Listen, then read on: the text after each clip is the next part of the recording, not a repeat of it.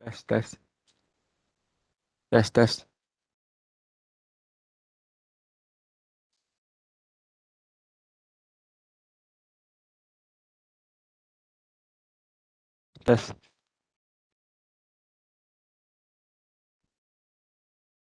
tes, tes. 1, 2, 3. Test 1, 2, 3. Test 1, 2, 3. Test 1, 2, 3.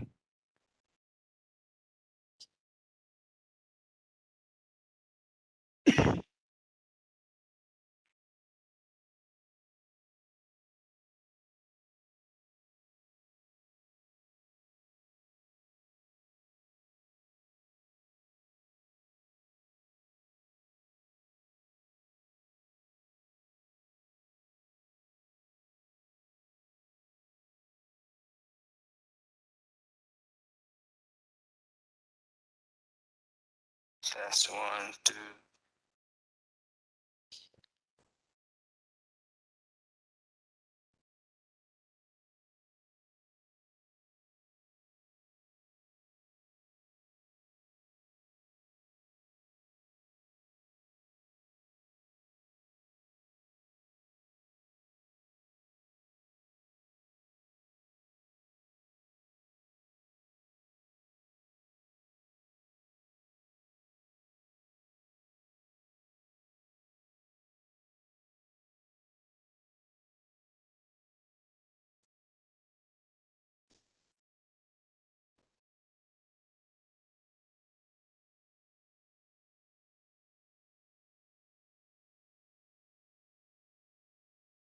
Tes kedua, mic kedua, mic, mic pertama, cubaan mic pertama, cubaan mic kedua, cubaan mic kedua.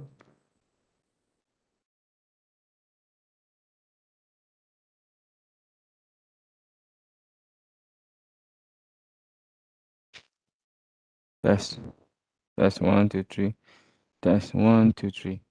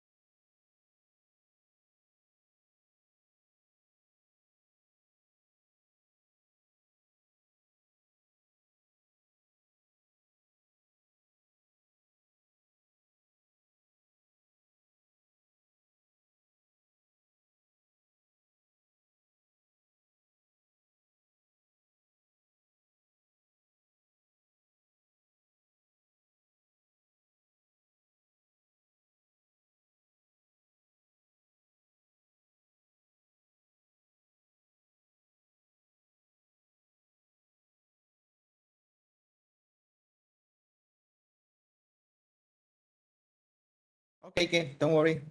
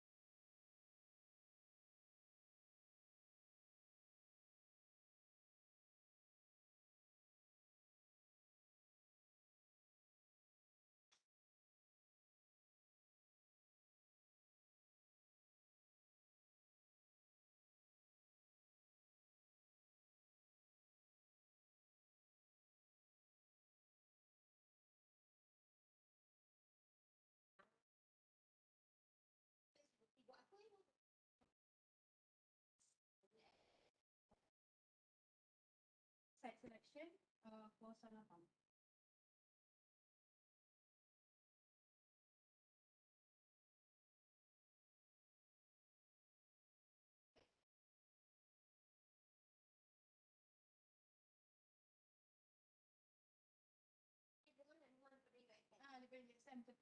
saya daripada School of Technology Industry baru saya pakai GI subnet tu, lepas tu saya guna MCE.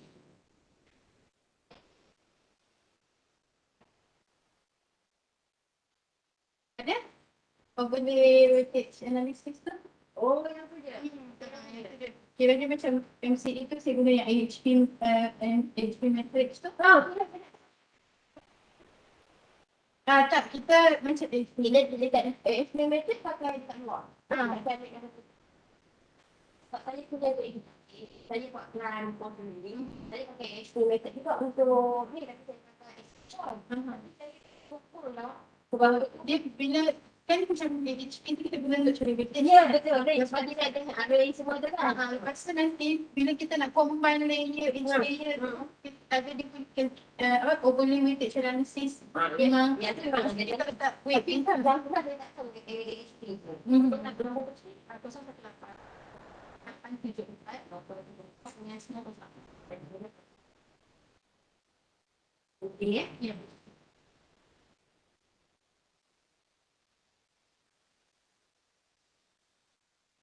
Dah kali pun nak makan yang weightage tu macam mana AHP lah. Pukul dengan Tak boleh. Dan dia membantu. banyak tak? Saya tak ni kot. Tak involve banyak hal projek. Saya memang banyak fokus pada saya punya Fine tu lah.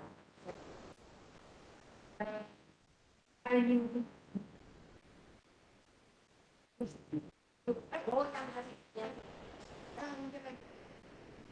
banyak tu. lebih Ni untuk saya sama ni.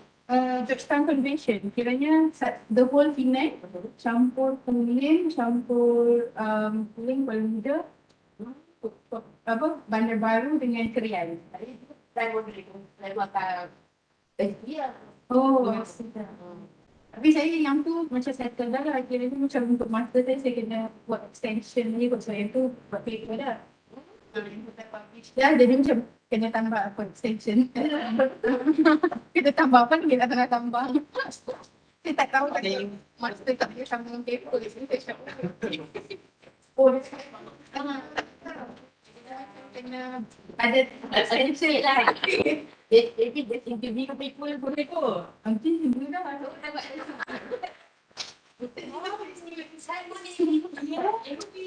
I see. Beautiful. Yeah. Yeah. I thought I wanted to walk.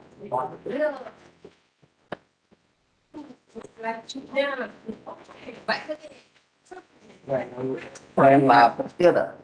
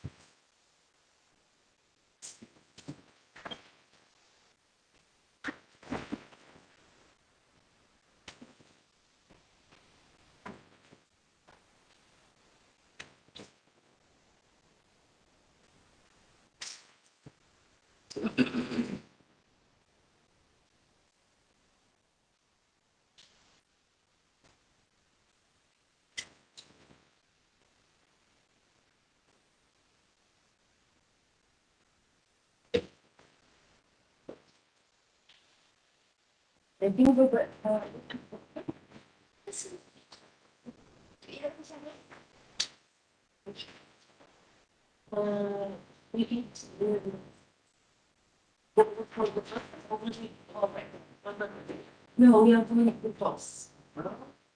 Okay. What prospects? You had right something? Yeah. No. Like you take findings? Yeah, no. We are going to change with on this. So, the leader, evening. Yeah. Do you think it needs but this cheap and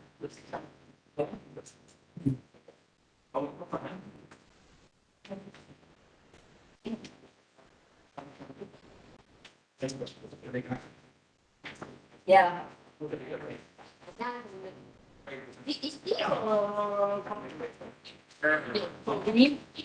I know for different from second from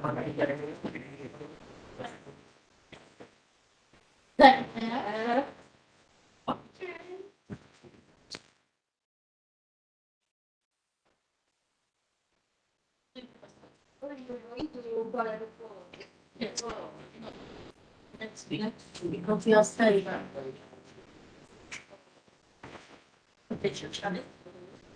and that's why 1 for 3 weeks. Yeah. Yes, here in the university, and next play them. We are going to and from Saturday on Sunday the night the flight. Yeah. You should. We should. We don't understand. Because she didn't get it first. I think. Oh, really? No. When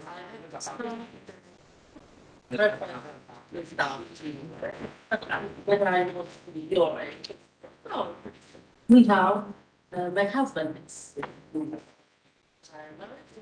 He said we will have to stop. Yeah. That's right. I changed my brunch, yes. Drink this. Later, later lunch, or later breakfast. Yeah. Only when I drink.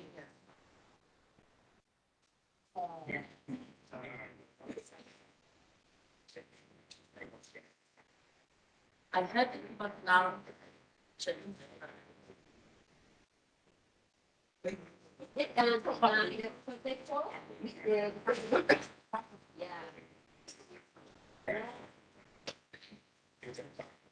stressing about too close, that's too much.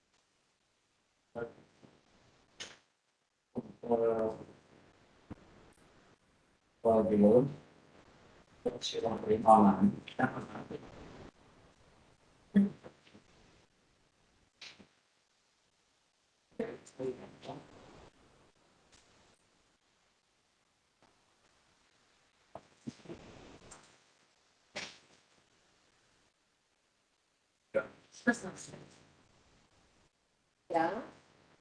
It's not.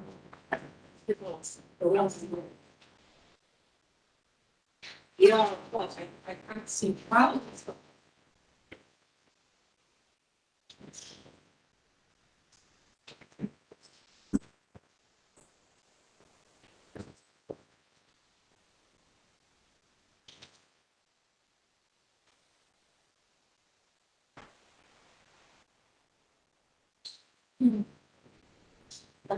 So, the student is from your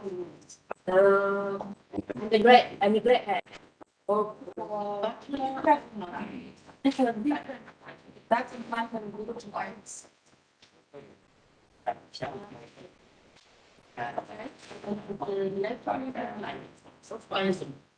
we prefer the links and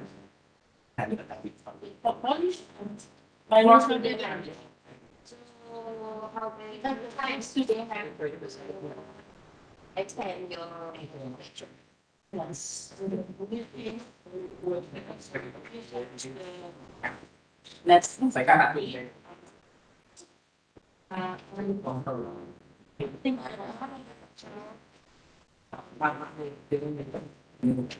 Think in the past, we prefer the blocks. Not each week, but blocks. For example, 4 hours. 4 hours. Started blocks. Yeah. Yeah. 4 5. No, yeah, 4 5. It will be okay. Yeah.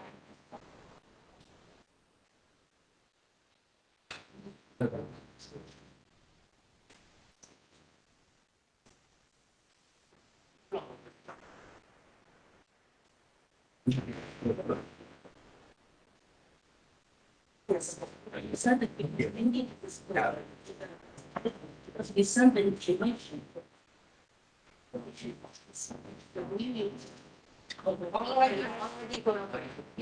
But naturally, it's based on the text.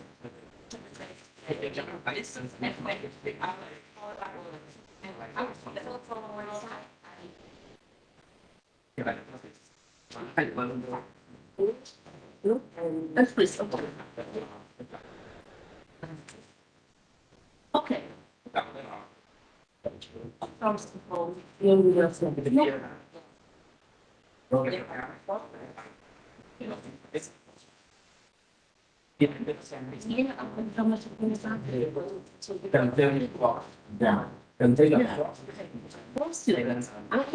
that just an instrument.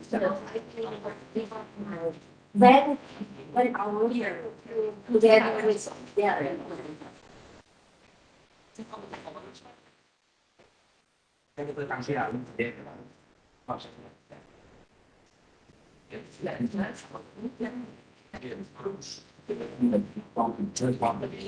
This particular method. Yeah. That I can help my students. We put together with my students. I would for exams. Yeah. Yeah. Because my students will it's very nice. I don't want to have the English is not perfect. All right. They start with love.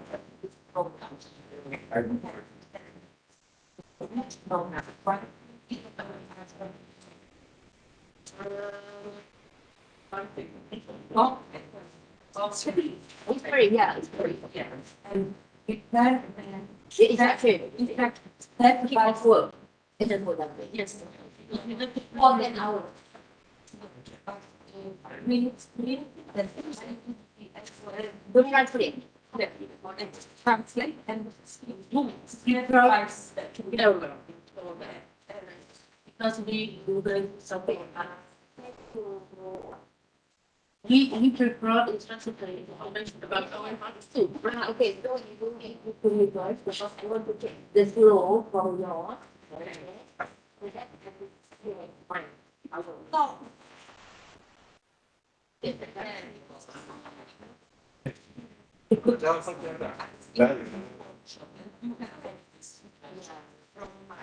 I can send my information about the project. Yeah. Then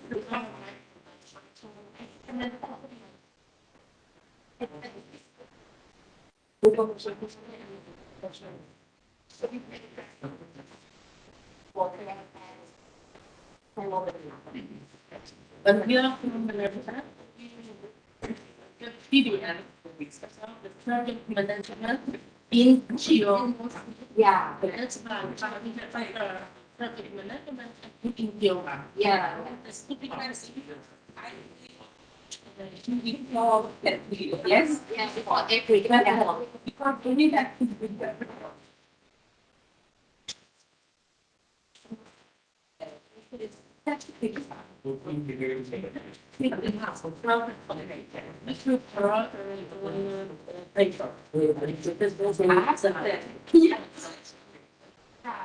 We can figure our river.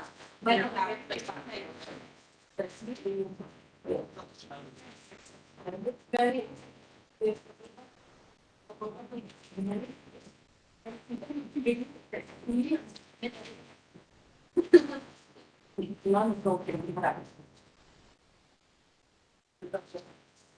this on our visual right? Yes.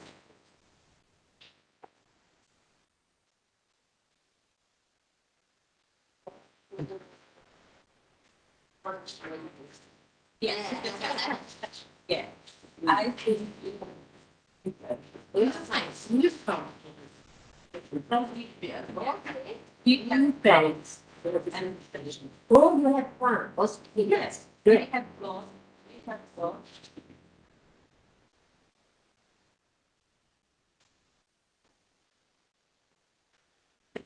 This is very big. Yeah. Yes, put RN. Yeah. RN. That's the yes. Yeah. Yeah, I understand. That's one thing. Yes.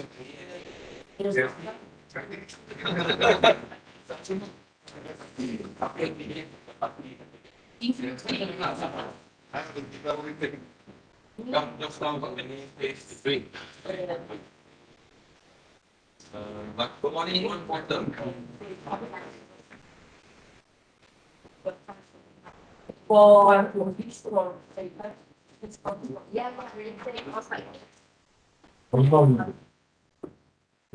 how this indicators. We are Same sign. okay. We need if you need something to pay us, details in which you are finding and needed because in banking this we know we can cover but you can compare to the same. Oh, they did so similar. Yeah, totally. Perfect. And you have to send how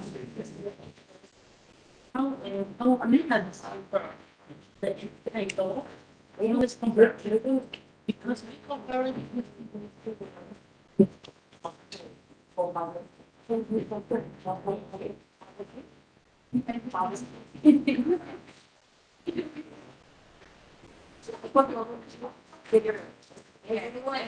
Yeah.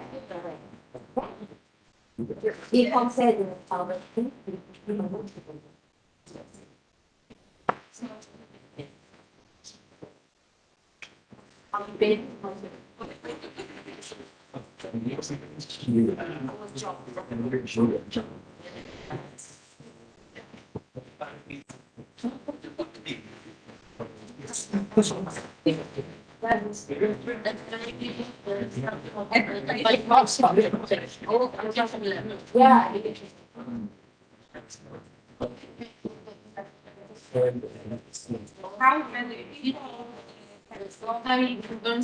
Yeah.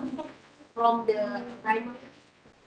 primary and secondary, primary, secondary, and high level. Yeah. So combination. How many first? Yeah.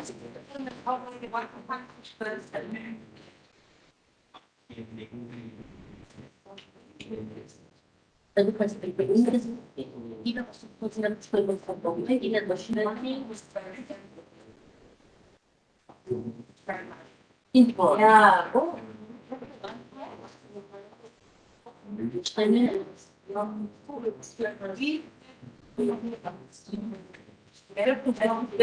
I think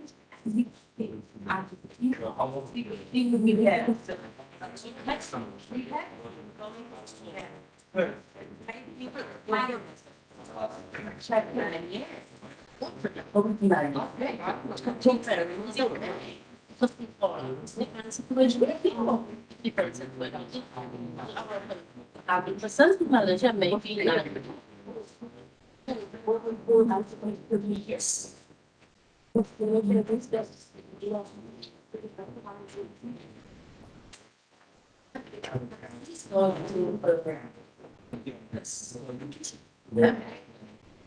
to check and then the list. Then one every family yes, the same look that all police.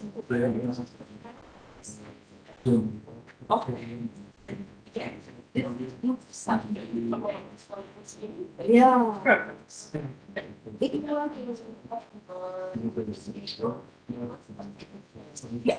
No problem. We start with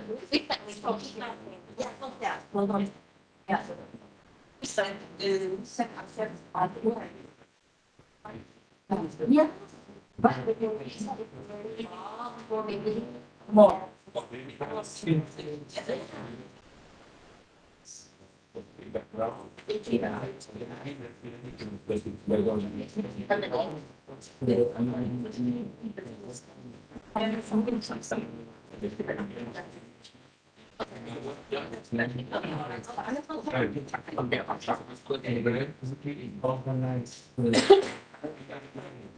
Actually, the saya how that maybe couple of maybe two of them enter the okay.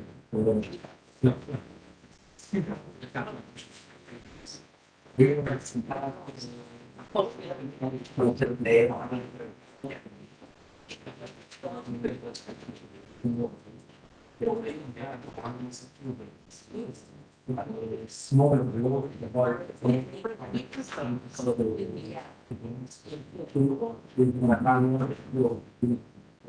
Malaysia.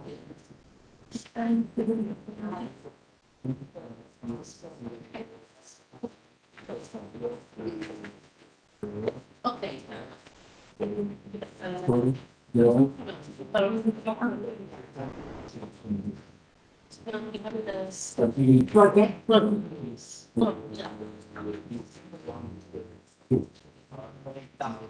From every place there.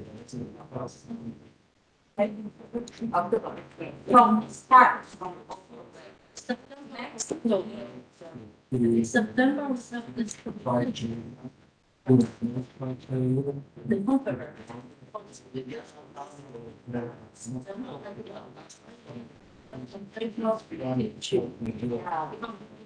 The percent is patient with the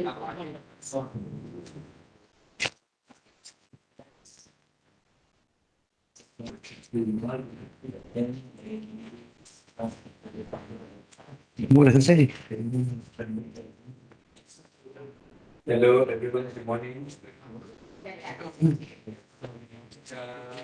So we will start our first agenda for today's session. We have Professor Sergio Molina, okay, from University of Alicante, Spain. So he will presenting on building catastrophe model. Okay, the floor is yours. Thank you. I will try to simply make this here again. Put this here like this.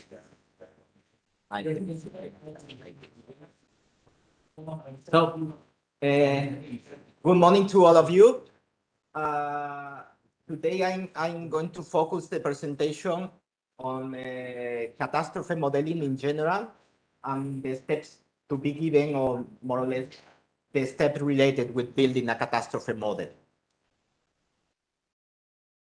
So again, more or less that you know more or less which step I'm going to follow. I will start again with a small introduction. We will define the most important topics related with a catastrophe model. And then we will start with to explain more or less which are the components for a catastrophe model. So we will speak again a little bit about hazards, exposure, vulnerability, how they can be integrated in a GIS, and about the financial model. And we will finish speaking about the importance of the model validation. And as I told you yesterday, I will give you some reference that you can use to create your own material for the master.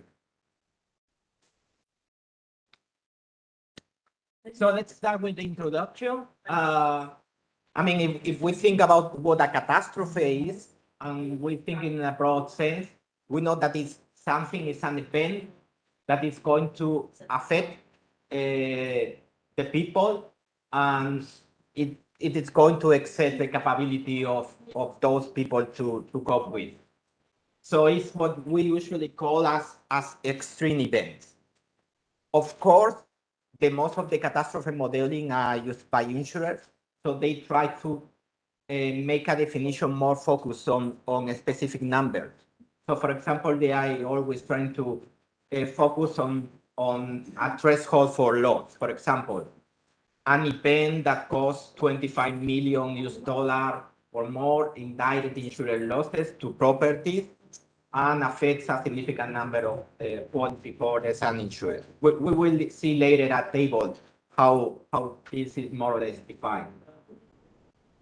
But of course, then we know that catastrophes are a risk to organization and society. So if we have to think about the process that should be given in the catastrophe modeling, we know that it's important that first we identify the risk, given the context of the organization or the community. After identify, we have to quantify, of course, the risk. We have to decide what to do, given the level of risk of just how much risk we want to take. And finally, we have to monitor the level of risk. So this is what I was telling you about the insurance. These are, for example, the criteria used by Swiss Re in order to define what a catastrophe is. And you can see that depending on the disaster, this is maritime disaster, aviation, other, they fix a quantity of losses to be exceeded, but also they fix a number of casualties to be exceeded in terms of dead, injured, or homeless. So they are more specific in that sense. And of course, you know that it was the insurance company who developed the most of the catastrophe models all around the world. So what is a catastrophe model? I mean, a catastrophe model at the end is something that is designed to estimate a potential loss. And this potential loss, of course, is coming for extreme events. And what we previously defined as catastrophe. And as I told you, usually this loss is expressed as in terms of financial loss because they are modeled mainly by insurers. And so therefore, how this model are in reality, in reality, they are just simply computerized systems where we have many simulated events, as we saw yesterday, and this event will have its corresponding magnitude, intensity, location. And with these events, that could be hurricanes, it could be earthquakes, it could be landslide. We determine the amount of damage.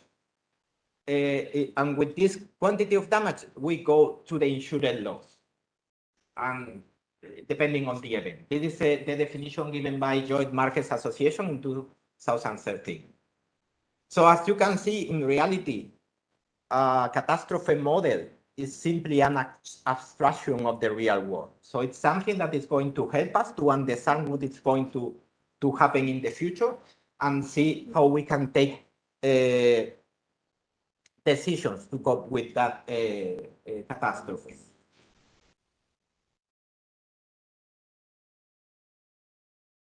And why do we need then catastrophe models?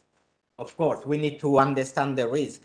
And the organization who is most interested, of course, in understanding the risk as is the insurance and reinsurance company, because we have to see if they can assume or not the risk with its policy. But we know, as we saw yesterday, that catastrophe risk is always difficult because we know that the information that we have is not very big, it's short. When we try to develop a catastrophe risk for the future, we know that the information may change in the future. Why? Because we know that we can have change in the exposure, in the location, in the type. We can have change in the building standard with the time. We can even have change in the own infrastructure, in the sense that, for example, if we know that we have flooding, we can build some flood defenses after the catastrophe risk model. We can have change in the price due to the inflation. And also we can have a model of the, for example, the occurring hurricane activity. But we know that with the climate change, that model of hurricane activity is also going to change because the climate change will increase it. So that's give us an idea of how difficult a catastrophe risk study is. And of course, the nice thing is that involves multiple disciplines. So it lets the scientific community, the engineering community to work together in building this catastrophe model.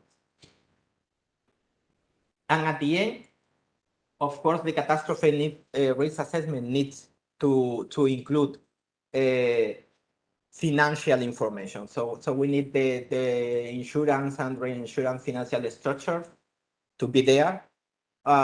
So the statistic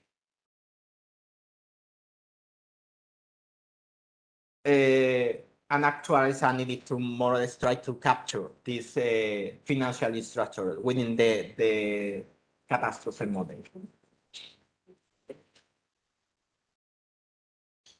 So let's simply summarize a little bit about the history of the catastrophe model. As I told you, we can say more or less that the beginning was in the 60s, and it was, of course, an insurance company, a traveler's insurance company. It was Don Freeman who started with these theories, with this model. We can see that in the 80s, we got the first commercially produced model, and nowadays is really very interesting because the advent of cloud computing and the existence of the open architecture modeling combined with the increased demand for quantitative risk models uh, have created an upsurge in model provision. So now there is a much wider community trying to work with catastrophe models. I have included here a small picture showing you more or less the evolution. And here you have the natural disasters, the financial information, the organization involved, the different models and the computational development. As you can see initially, after in the pre-80s, it was the water satellites and the GIS what more or less was the base for the catastrophe modeling. As we were moving with the time, then it appears the SQL database, it appears the World Wide Web, it appears Google Earth and Open Nebula Cloud. And you can see how this was the first model for Prisma. And we have another important step here with Hasus, the first multi-risk model, and also in 2010 with OASI. You can see also how IPCC started in the 88, and the global endpoint model appeared in 2008. So now there is a really important community who are working in disaster management and catastrophe modeling, who are doing a big evolution in these methodologies.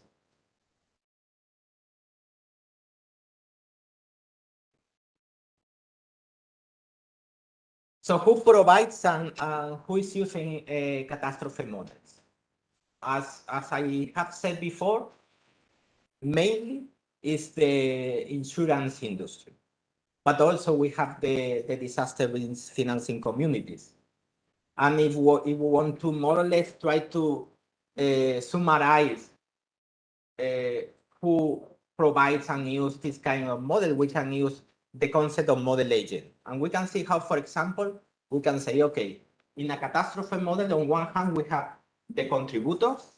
The contributors are mainly scientists, physicists and me, mathematicians, who are thinking about the theories, who are thinking about the methods, who are preparing all of that.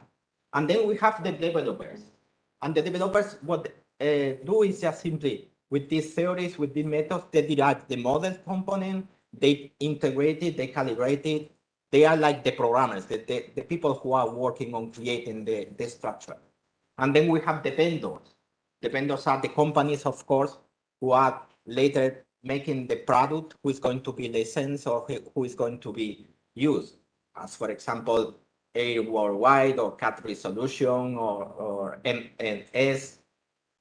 Of course, they can also be developers. And finally, we have the user, the analyst, the people who use this catastrophe model. They introduce the data, they select the model, they operate the model and make the analysis, they check the output, they make the reporting. So they are the ones who really are going to be the primary users of the models. And it will be important, of course, that they also have a background in science or engineering or mathematics in order to understand really what the numbers mean, or to really understand what the different parts of the model implies.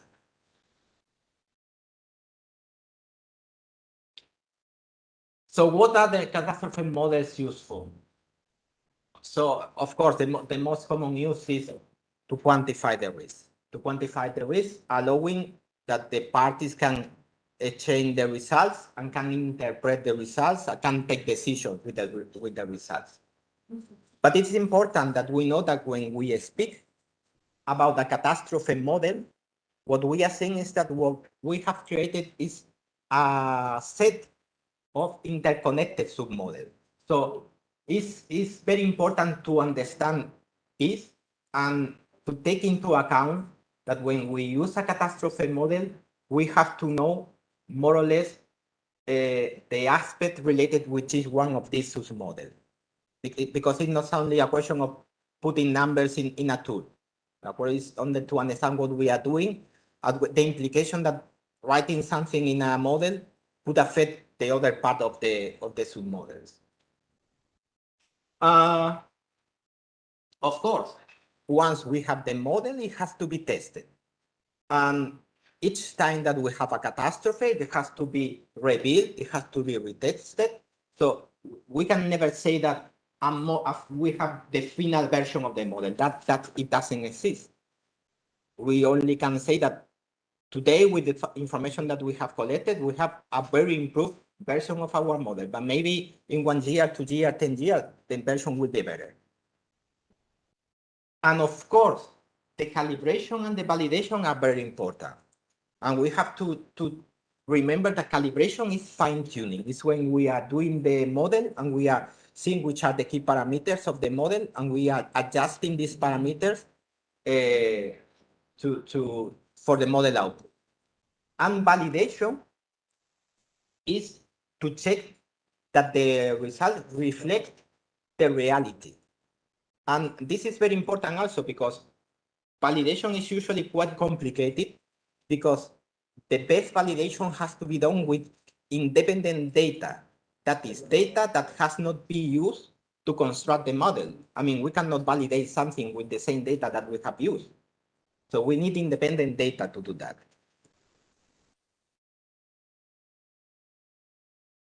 So this is more or less a scheme reflecting more or less that idea. So we have the different components of the model: the hazard, the exposure, the vulnerability, the financial part with the insurance.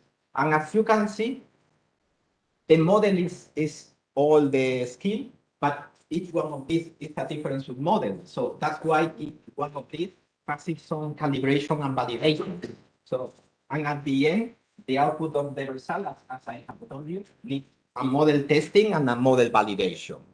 So we have to understand always that we have to always interpret this as something independent that has to be tested and validated, and the same with all the parts of our model. So let's check more or less one by one. We start with the hazard, and then we will go with the rest. So if we start with the first component of the catastrophe model, with the hazard, then what first we have is that the hazard is to a peril, to something, to a natural phenomenon that has a potential to cause loss or damage, of course. While the hazard is the danger due to that peril. So if we are speaking about earthquakes, we know that the hazard is the ground motion, while the peril is the earthquake, of course. So the first decision that we have to take when we are going to create a catastrophe model is, which is the scope of this catastrophe model? So which is the domain to be modeled, spatially and temporally? Which is the peril region to be modeled? And here, this is always an ongoing debate, because, I mean, if we think about, this is a good example, if we think about the extreme flood, for example, we may think that the extreme flood is due to some rain activity in a specific area. But of course, the cause that is raining so much in a region can be also due to large scale ocean and atmosphere process at different spatial and temporal scale at the region where it's raining. So this is a very ongoing debate, how to really quantify that.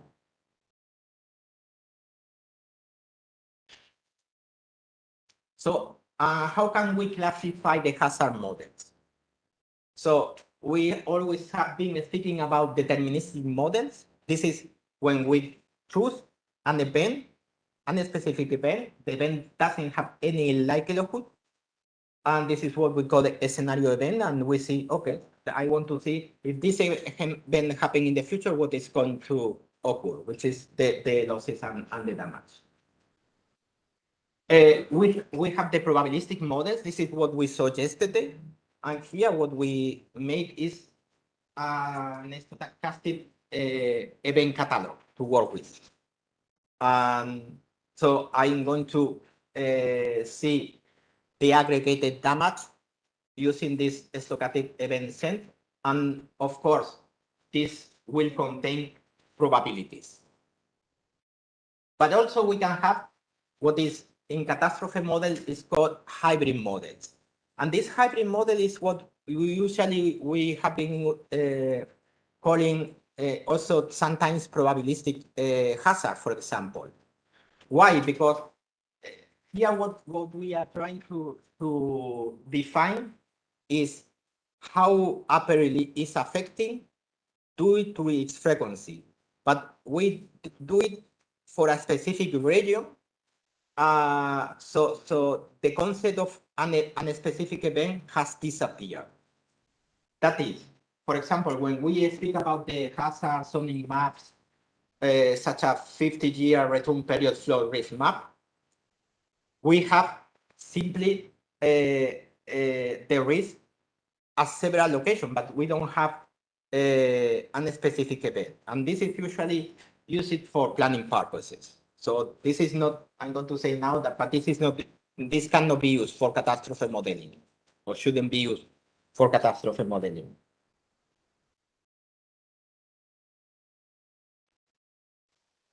So these zoning map and hybrid models, as the 45 years seismic hazard map, can be useful when comparing different locations, but they have limitation and they cannot be used for catastrophe modeling. On the other hand, the probabilistic events are fundamental if we want to understand correctly the risk due to natural catastrophes. Why? Because they are going to allow us for the spatial and temporal correlation of a risk for a credible scalable event. So I'm going to be able to see for a specific location, for example, a house, how different events can affect it. And because I'm not going to lose the information of the event and the corresponding losses to that event.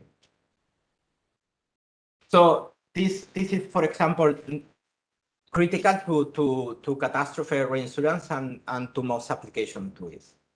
And as I told you, if we are speaking about disaster risk reduction, we should try not to use hybrid models. We should try not to use zoning map. We should try to use always probabilistic events.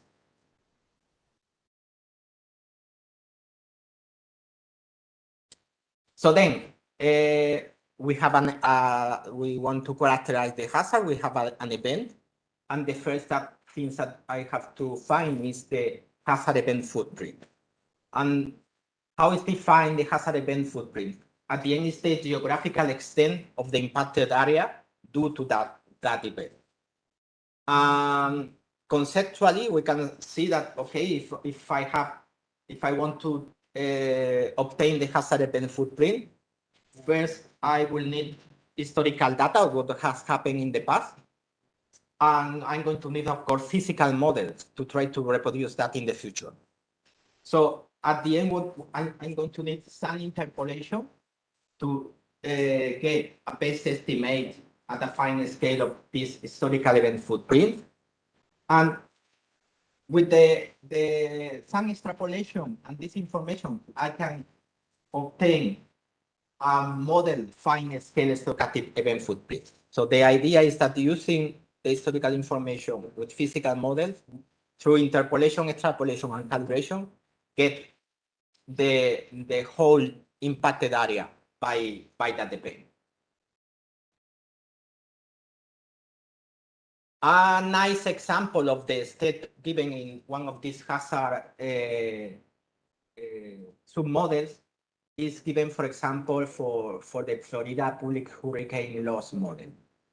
And for example, you can see that this model has several steps related with what we have said. I mean, first, we define the model domains. And the model domain could be a region, the territory, the impact area, a modeling time period. Second, we determine the geographical source zone, what is going to cause the event. And it could be for a hurricane, the storm genesis location. For earthquake, it could be the fault zone and the fault line. We can define flood catchment areas and river network. Then we have the event parameterization and evolution. And that could be the storm tracks, the central pressure and wind intensities, the river hydrology, the earthquake generation model. And with that, then we can obtain the localized impact and the estimation and the interpolation. And then we can keep this impact in terms of wind gust speed surface based on land cover roughness coefficient. We can give it in terms of flow depth extent, then earthquake ground motion intensity, footprints. And of course, it's always important to carry out the calibration, the refinement of, for example, hazard intensity values, using spatial smoothing hazard intensities, the calibration against observational data.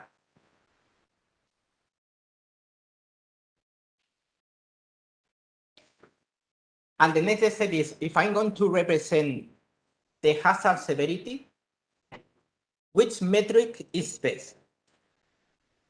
And as you may know, and I was speaking the other day with Dex, the most of the catastrophe model always use a single metric to represent the peril. And this single metric is usually the driver of the vulnerability curve, what is going to be used to construct the vulnerability curve.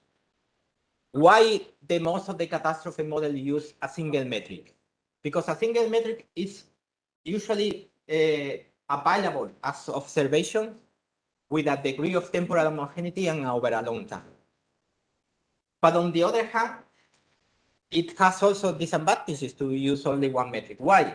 Because usually it's not the only factor influencing the damage. For example, if we think about the earthquake, usually earthquake, the single metric used is intensity or PGA. But we know that neither intensity or PGA are the better metrics to represent the damage. It's the full spectrum of the ground motion. So as you can see, depending on which peril we are going to include in our catastrophe model, we can say, okay, usually this catastrophe model uses as a metric the intensity or the maximum water depth or the maximum 3-second feet wind speed or the big hailstone sail. But it's needed to have additional prediction as in the case of earthquakes and the PTA or the vector separation, in the flood, the duration of flooding. And it is important also to know that we will need some local modifiers. For example, in the case of earthquake, we can take into consideration the landslide susceptibility or the soil type or the liquefaction susceptibility or the spectral response. In case of flood, we can have the water velocity or the wave action. So we have to think that it's not only this one what we have to take into account. There is many things.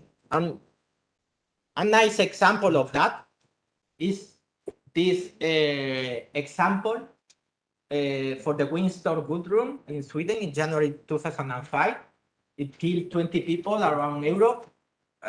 It left 700 people without power and 75 million cubic meters of tree fell over.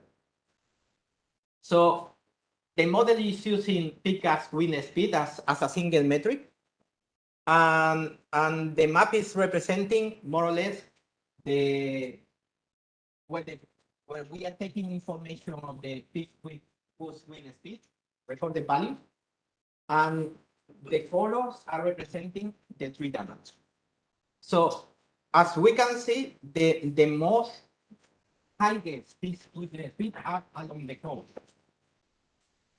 However, the most of the damaged trees are inside this part, Even we can see data of lower peak goose week.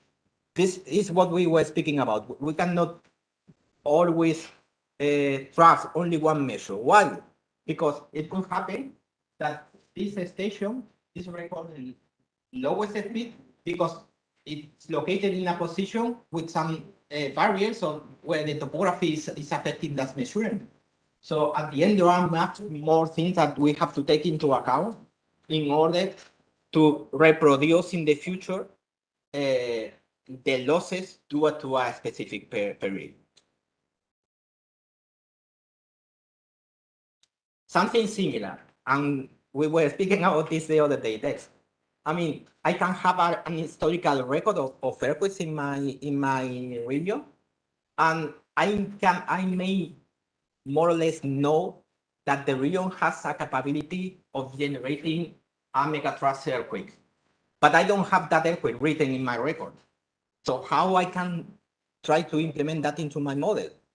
Then I need the help of a multidisciplinary geological, geomorphological, geoseismic team that try to make a detailed study in order to say, okay, we don't have it in the historical record, but we can be sure that there is evidence for a magnitude higher than 9 with a recurrency of 500, 550 years in this part of my region. So I don't have it in my records, but I can include it in my record thanks to this previous study.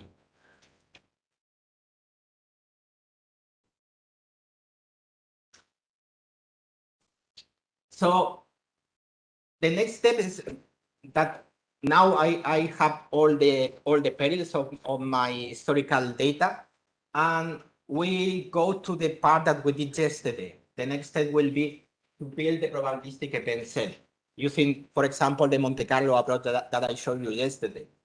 I mean, the idea is to build a large number of synthetic events that at the end can provide you a high number of occurrences, and then you compute the probabilistic losses. And that, I mean, we did it, this yesterday for earthquakes, but it can be done with any kind of peril. So here I have made just a small scheme for getting a hurricane catalog, where you have, again, the annual frequency, the location frequency, the minimum shelter and pressure, radius of max wind, forward speed, and then follow with all this information, you generate your hurricane catalog synthetically. And again, you do the same. Define the domain, you generate the catalog, you create the footprints, and to validate the footprints.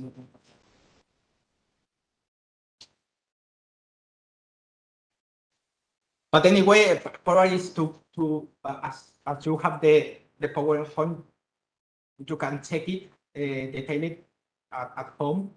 And when building a probabilistic hazard event, sometimes there are many questions that arise.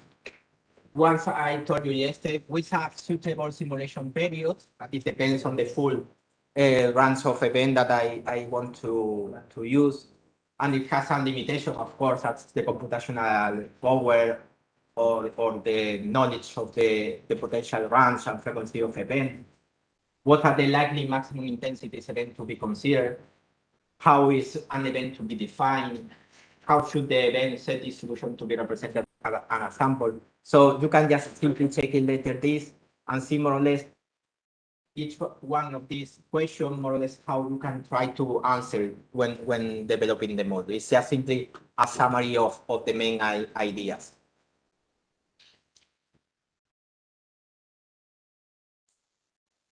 So once we have the event, then we have to go to transform it into the hazard. And this creating the hazard footprint for an event involves, of course, describing the spatial variation of the severity, the local impact of particular site conditions at topography, land use, and local geology. So at the end is what we are saying. We have, this will be the event where we have the data, the physical models, the empirical statistical model, and here we have the events, severity, spatial resolution, and reference rate. And from the event, we go to the hazard, what we call local impact model. And again, we use physical models and empirical statistical models. And when we go here, we have just the impact, the hazard impact in terms of graded site-specific impact. And of course, with a time history and in a fine scale. And we always have to remember about the calibration and validation.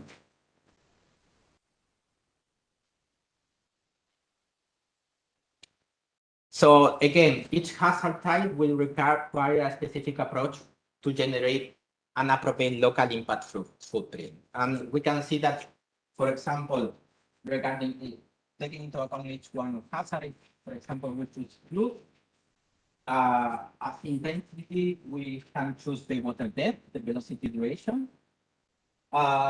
We can use commonly considered as a digital terrain model, the land cover, the defense data, the given network, the hydrology model. The most commonly applied methods are the computational hydraulic model or the simple water grid. It can also have some resolution drivers as the digital terrain model, horizontal and vertical, the defense data, the location, the type, the fragility, the roundness, the parameter, uncertainty, and impact and flow. And usually the resolution of the common footprint, it goes for 30 to 100 meters horizontal, but maybe lower resolution or short order. This is for flow, for earthquake, that we have seen also in this case, you see the ground motion spectral acceleration. We have the surface geology classification and the terrain block. We have the ground motion prediction models and the ES30. We have the resolution of the soil geology. And usually it's the PS30 horizontal resolution, which also providing us the resolution for the attenuation models.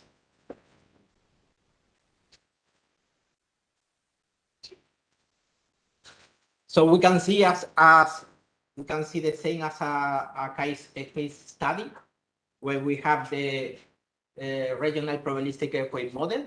So we have our regional model where we define the events, the source models, the recurrence models.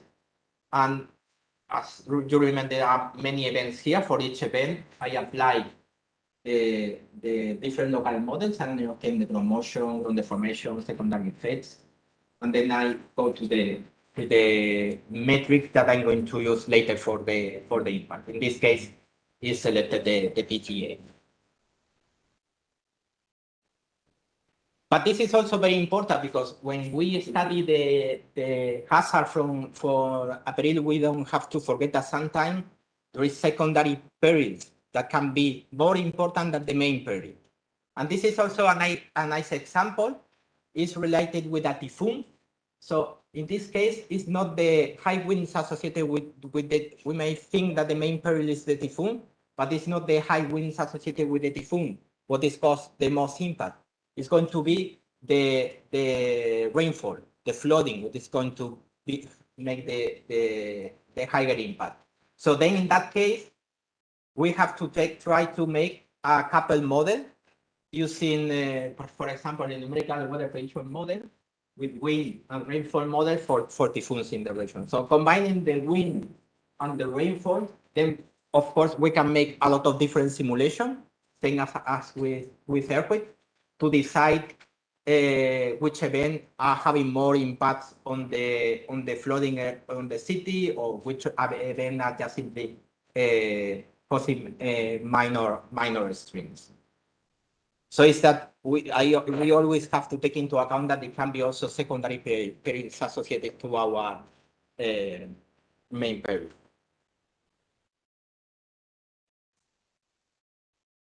So we have been speaking about hazard, and the next step will be the exposure. So as we have said, an event is going to be a catastrophe if it is going to affect something. And of course, if it is going to cause loss to that property. So the model developers refers always to this part of the catastrophe model as the exposure. For So when we model the exposure, we have to, of course, quantify geographically the distribution of affected structure, movable property on infrastructure, and to estimate the cost related with the introduction of that normal activity. So that's why the exposure database usually have two roles in the modeling, in the catastrophe modeling process. To be the end product itself, or to be a resource used during the model development process.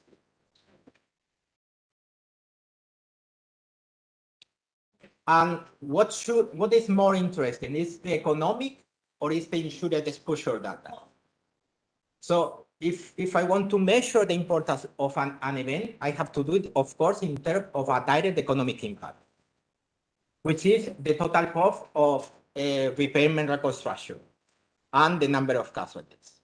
So when we speak about economic exposure database, EED, we are representing the cost of replacing all elements at risk from a peril. But of course, as I told you, it's the insurance usually including the catastrophe model, what they call an industry-wide insured exposure database, IET, which represents the total potential payout from only the insured elements at risk. So this database is a subset of this database. And it can be expressed, it can be obtained a relationship between both databases as what they call a take-up rate or a penetration rate. So the take-up rate is the ratio of the number of insured properties to the total number of properties, while the penetration rate is the ratio of the value of insured properties to the total value of properties.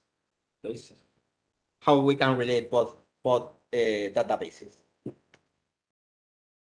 And where I can get information from global exposure database, there are many things. I have just simply in the table put some one.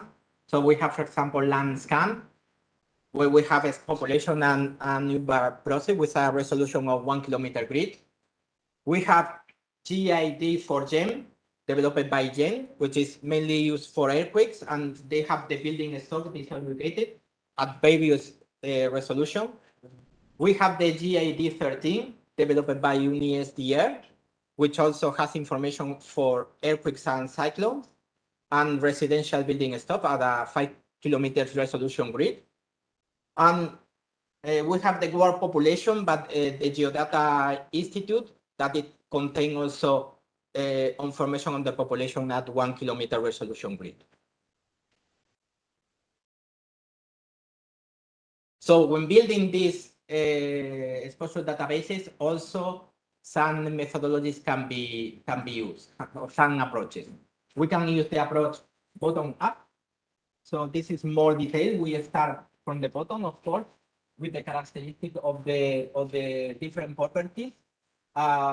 It has the advantage that it's very detailed and that it has a high spatial resolution. But of course, it has one of the main disadvantages is that it's very time consuming and that we can have problems in the data availability consistency. So there is another approach which is from top to down. So here we start at a country-wide resolution. So this is quick, can be easily scalable, but of course it can be coarse and inaccurate. And there is also another approach, which is more related with the insurance specific, where we collect the data directly from the market participant, assuming that they represent the 100% of the market share. So it has the advantage for the insurer that it is an accurate market view, but it can also have problems with the data mapping and the data coherence or data counting of policies.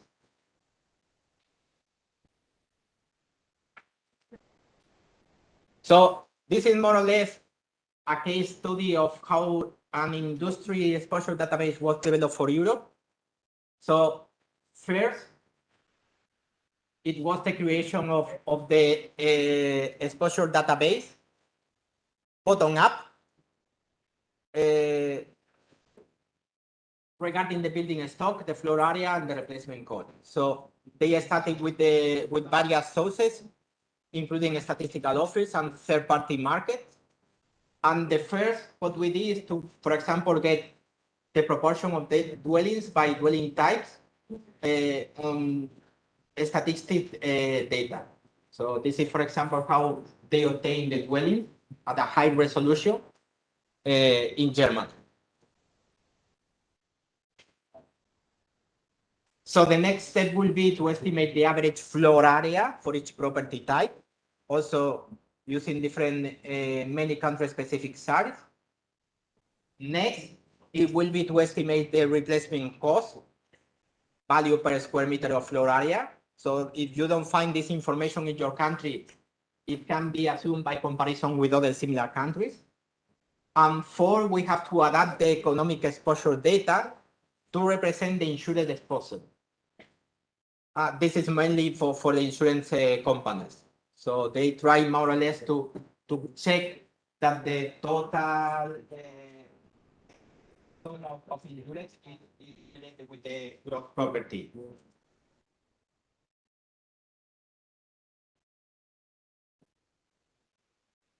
So we have spoken about the exposure. The next will be the vulnerability. So in order to quantify the vulnerability, we always need to establish a metric in order to fix the loss. So usually one of the most common metrics is what is called the mean damage ratio. So if I have a single structure, I can define a damage ratio for that single structure to a given period and do it to the cost of repairing that structure. So with this cost of repair or total replacement cost, I can establish this damage ratio. If instead of one building, I have a portfolio of many buildings, then those n buildings with similar properties, all experiencing the designated peril, then I can obtain the mean damage ratio as a sum. I mean, I assume the cost of repair divided by the sum of the total replacement cost. So this provides us the mean damage ratio.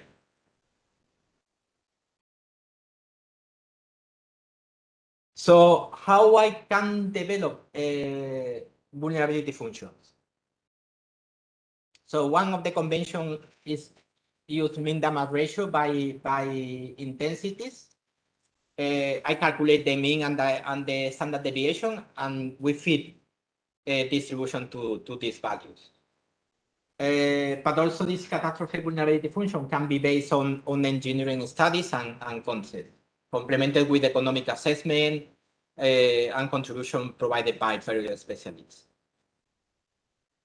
And it is important that sometimes we differentiate between what a fragility function is and what a damage or vulnerability function is. So from the engineering perspective, the fragility function always represents the probability that a building component or a whole building will reach or exceed some specific damage state as a function of the hazard intensity. This is the definition given by the GEM project.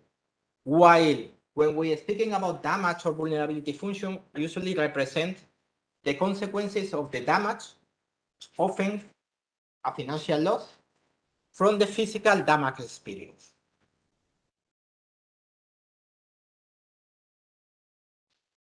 So in order to make this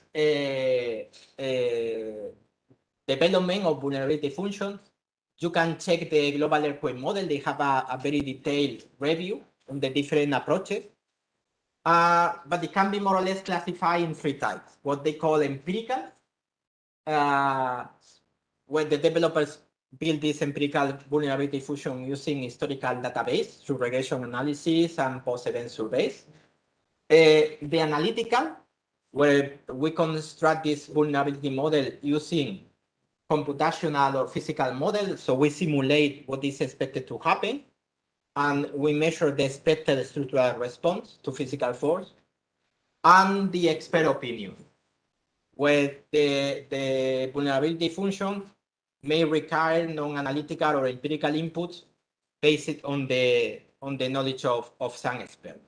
But at the end, more or less, the idea is to try to make like an hybrid model combining the three approaches.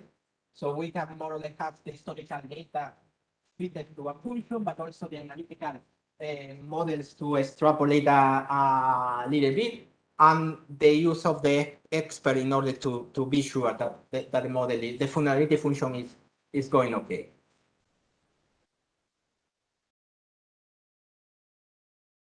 So in all of that, it's important to know that I can have buildings with the equal height and similar construction, but they may experience different level of damage, even if they are exposed to the same hazard intensity.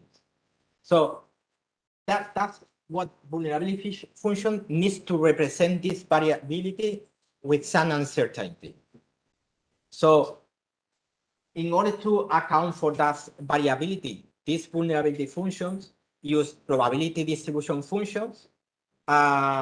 Sometimes could be a beta distribution function, or sometimes can be log normal distribution functions. So in this distribution function, you always have a mean value, and you shall have a beta or a sigma value that represent you the uncertainty or the variability that can hit this vulnerability function. For example, if we think in the empirical vulnerability approach, so we have the historical event, we relate the hazard footprint to the precise location of the property, so we can know exactly the intensity at that location.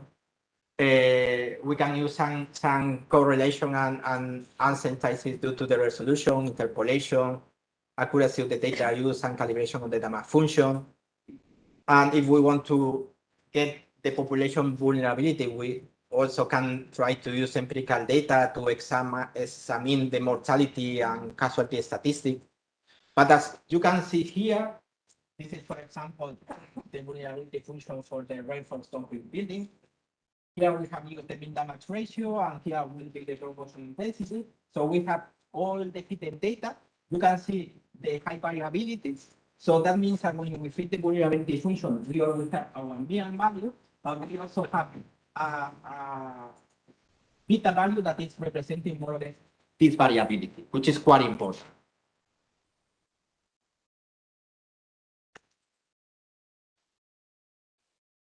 But there are also some characteristics of the spotted asset that can influence the vulnerability to catastrophe risk. So that's why developers usually define what they call the taxonomies to differentiate vulnerability within a general catastrophe. So these modifiers that can be used to define the taxonomies depends also on the type of peril, but could be the occupancy, the construction class, what we call the primary structural system, which can be the building height, the building age, the presence of basement, the roof type. And you can see that, for example, for flood, all these five could be interesting for defining the taxonomy. For earthquake, only the third could be interesting for defining the taxonomy. But for wind, it's five, including the roof type, what can be interesting for defining the taxonomy.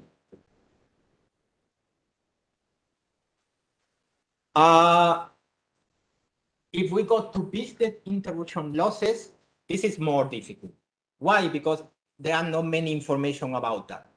It's not so easy to calculate the business interruption losses. And because business interruption losses appears when there is an earthquake, something has been damaged, some companies and industry. So then we have to see how we can determine probability function based on the structural damage that also take into account the duration and the extent of the disruption cost to the business. So it's not so easy. And there is also, if an extreme event is happening, there is also what they call the contingent business interruption loss. That is usually due to the loss of lifeline of critical infrastructure. But this is also much more difficult due to the globalization and the international network. So the most of the current catastrophe models cannot take into consideration the cause business interruption. Is not included. What is also interesting is that we may know that sometimes we have to take into account the loss amplification. Why?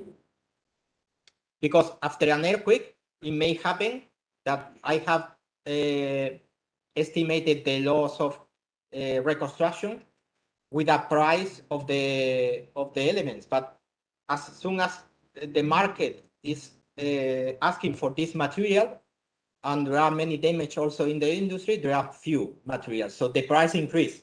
So it is something that I have to take care because I should have estimated a loss, and this loss could be amplified due to that demand.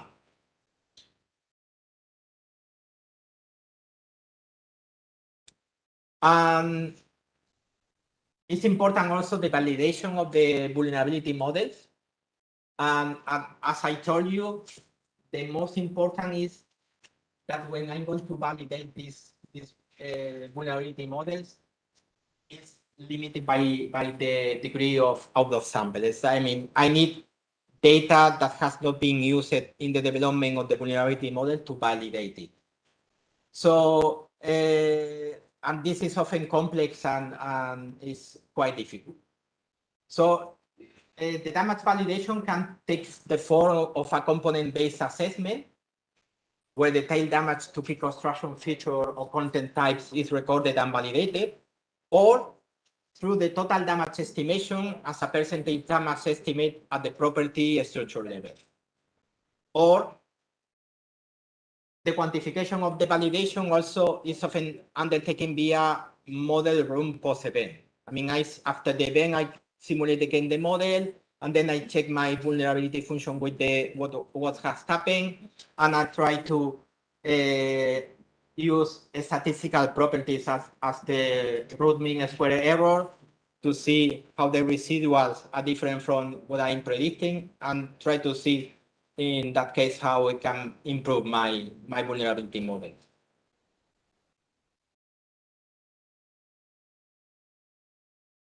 So once we have done the hazard, the exposure, and the vulnerability, I can see how I can integrate that into a geographical framework. And it's as we have been seeing in these days, I need a GIS at the end where I can combine the administrative boundary resolution and the postal code exposure data, the gridded inventory data, and the gridded hazard calculation. So I can just simply always locate geographically each one of the facilities.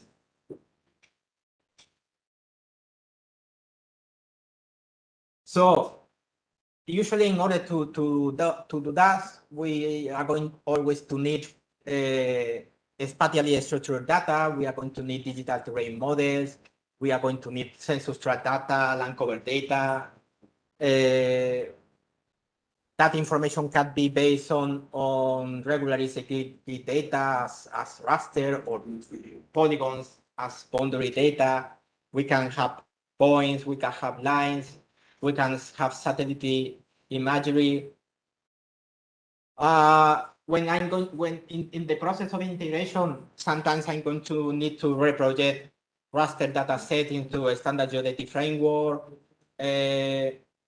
Sometimes I'm going to need to simplify my representation and use point vector instead of high density polygons. And this is, for example, using the centroid to represent the whole a whole polygon. And we have to take into account that using this centroid can influence, of course, the relative hazard to that location.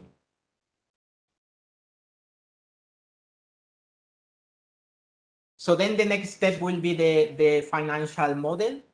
And the financial model, the goal, of course, is to translate hazard, exposure, and vulnerability to financial metrics, because it's what the insurance policies need. So usually, the way of trying to express the financial model is through loss table, as we saw yesterday.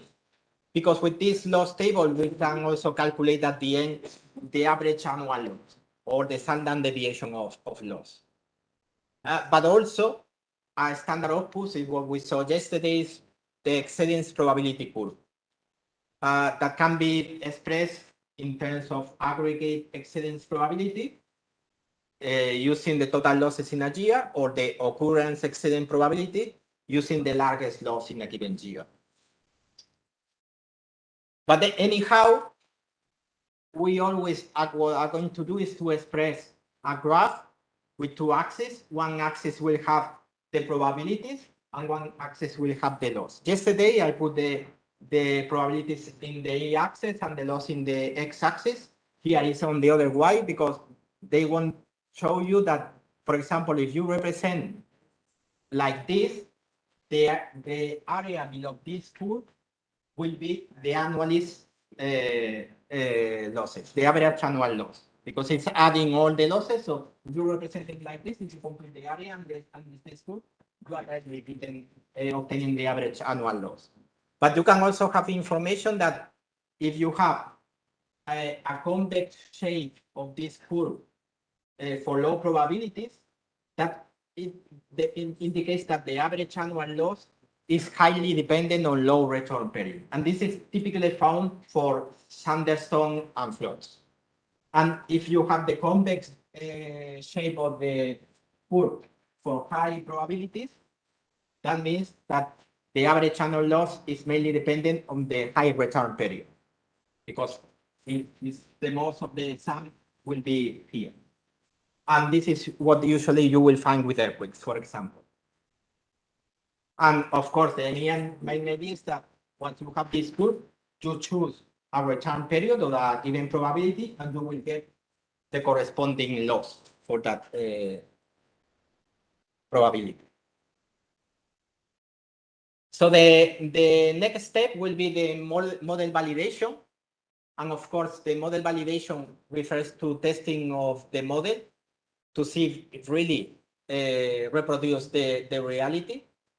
So always, before releasing a catastrophe model, it's very important that the team performs many validation using independent data, also by independent organizations. And whether the construction the components of a catastrophe model and the tracking validation of a model and its underlying construction or interpreting the output, it is important to be aware of the primary data sources, decision points and modification, as well as the sources and uncertainties that are derived through each of the components. This is what we were saying before. I mean, we have to understand the catastrophe model as a set of components. So we have to be sure about all the data that is feeding each one of the components, and about the uncertainty that this data has, and how these uncertainties are going to affect each component of the catastrophe model in the validation process.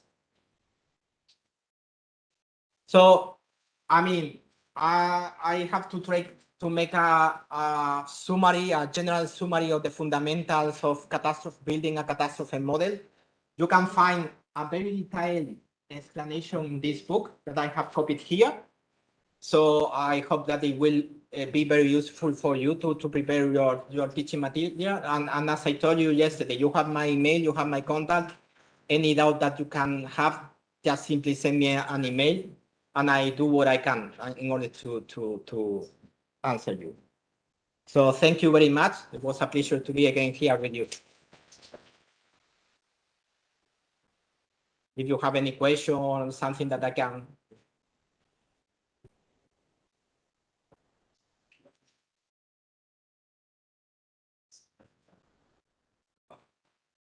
Go back to the question where you have the repair cost and the replacement building cost. I'm not for sure. How do you get the value for the replacement? Back few slides more. Yeah, this one. Yeah, that one. So the cost of repair is the cost to repair. Yeah. One structure.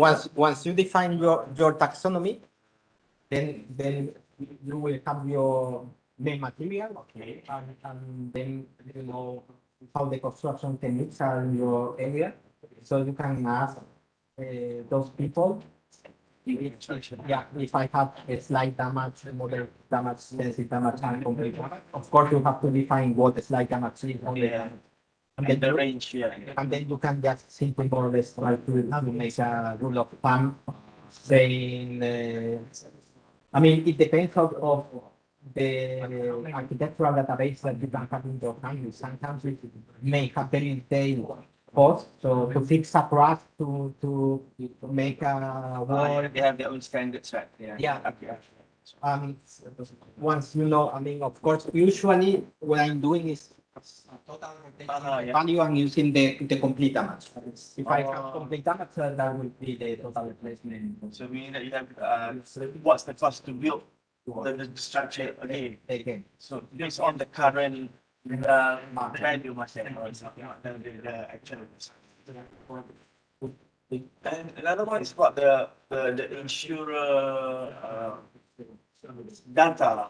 So, for instance, if we were to not able to obtain those figures from the insurer for some reason, maybe secrecy or whatnot, is it possible to still use other alternative,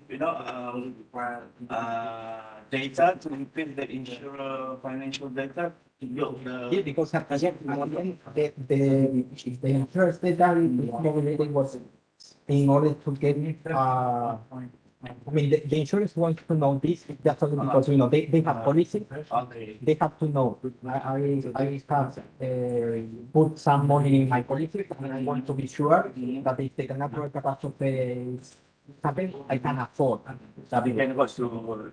So usually they use monetary value, taking into account what they have insured in that policy. So I think that, for example, for an analogy, for disaster risk management, it's not so important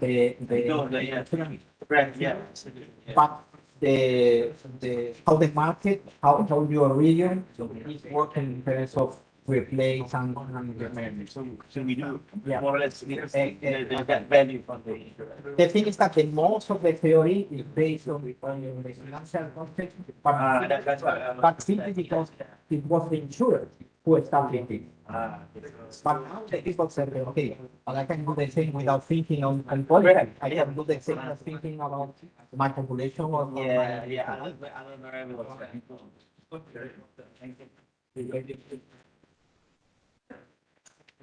Like, I have one quick question. So can this, like, you have been to Georgetown, right? Yeah. So can we build this model easily for the Georgetown regions? Yeah, I mean, the difficulty of this, I mean, you have to define the period. And here, as we told me, maybe the period is only running. That is the main one. Tremors, they might have some small tremors, but Landslide, and then like this small tremors sometimes there's some after effect, like maybe just once in a blue moon, the tsunamis from Aceh or whatnot, right? Flooding the most important. So first you fix the period, it's flooding, and then I have never been working with flooding. But I would say that once you from your period, you see this footprint, the area that's maybe affected by this period, and then you develop, same as we have developed this synthetic earthquake catalog, you develop like a synthetic flooding event catalog, and you simulate the impact of one of these events in your and you, once you have the impact, again you can do the same thing there, but you can just you will say, okay, I want to see the state of the water. You can see how many times specific that have been exceeded. And then you can get the probability, the annual probability of being exceeded, the annual water for each one of the points that we have defined. Maybe that could be an idea. I mean, the things that I never. Obviously, the buildings are going to be insured and all that, and get good grading as well. And then you can have those. Because also, I think that it's also quite difficult to fix vulnerability symptoms for flooding, because with that quick it's easy. I mean, you have a force hitting the building, and then you know that that force will make a displacement and will cause some damage. But with the flooding, what you have is just simply that the height of the water is increasing on the building.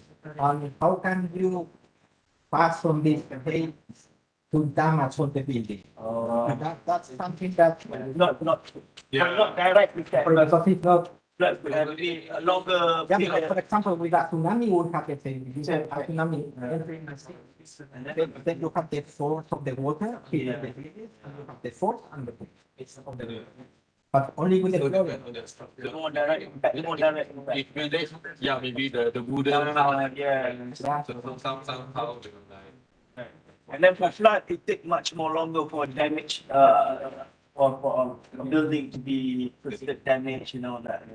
So probably with flooding, it's more interesting in the sense of once you determine the areas that are going to have a higher probability of higher depth, maybe to think about on policy decisions to build defenses or to build something that can try to avoid. Is there any like, I mean, your team, do you have like, after you build the models, right? So do you like integrate with the like, how to say, communication during disaster? Like, okay, when the peak comes, and then you will like disseminate this information to the communities, Yeah. people, and how do you do that? Because actually currently, because